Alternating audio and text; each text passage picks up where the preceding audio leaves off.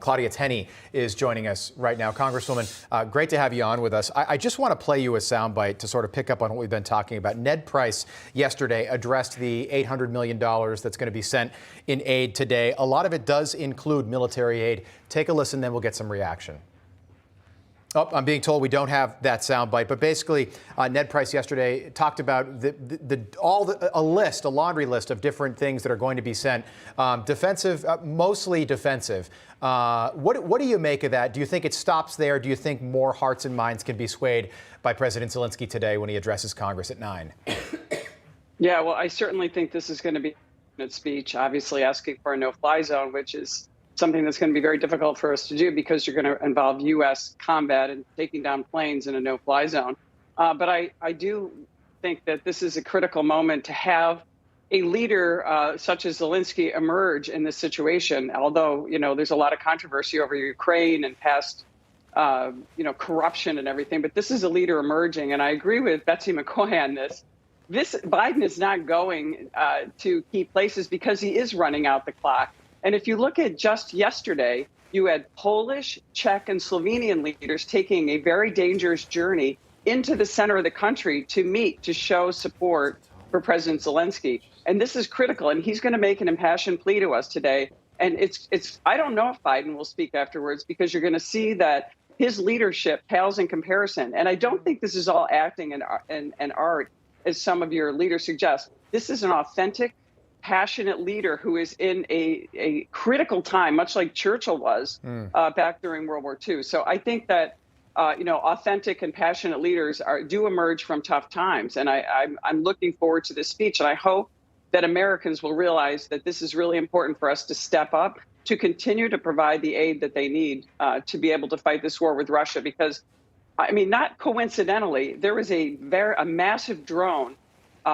dropped in nearby Croatia, which is not that far away from this war zone. And we don't know if that was, an action by Putin. Was it an error? Nobody has really detected that yet. I met with the Croatian ambassador yesterday to discuss this really troubling, situation.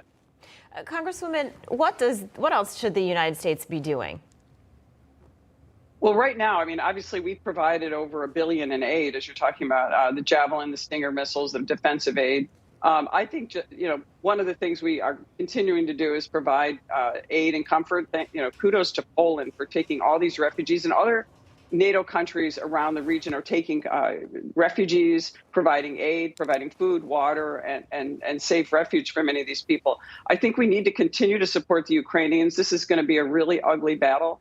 We're all praying for them and hope that they come forward. I mean, I was speaking with some Syrian Americans the other day, and they're very concerned that this could end up looking like Syria, with a diabolical, murderous killer like Putin, who has huge ambitions, to destroy Ukraine. I'm very worried about what could happen. But I really think that this is a critical speech today by President Zelensky. And I don't think there's going to be a dry eye in the room when this is done. Well, we appreciate you making time for us this morning. President Zelensky is going to address Congress in just about an hour and a half. What do you make of the president going to Brussels 8 days from today? Why now? I mean, why hasn't he been there negotiating this now? We have President Macron. You have other leaders around the world that are stepping up. We don't have a leader in the Oval Office, and he's not standing up. He's waiting it out.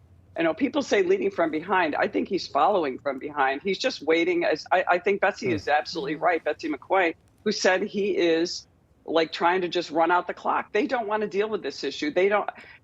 Watching this horrific situation unfold before our eyes, photographers and journalists now being killed, is heart-wrenching for us to see that we're not standing up and being more aggressive towards Putin. And that's providing more aid and working more with our leaders. But we're relying on France, of all places, and other leaders to actually stand up and lead the world. We do not have a world leader. We do not have a person capable of leading the world. We have a shadow government with a bunch of staffers there. Whoever's running this thing, I don't know. But we're not showing leadership, and that really worries me. There's issues in Taiwan. We've got the Russians negotiating the Iran nuclear deal. Yeah, I mean, this is incredible what's happening. It makes no sense. We've got China threatening us, lots of our adversaries there. Congresswoman Claudia Tenney, thank you so much for your time this morning.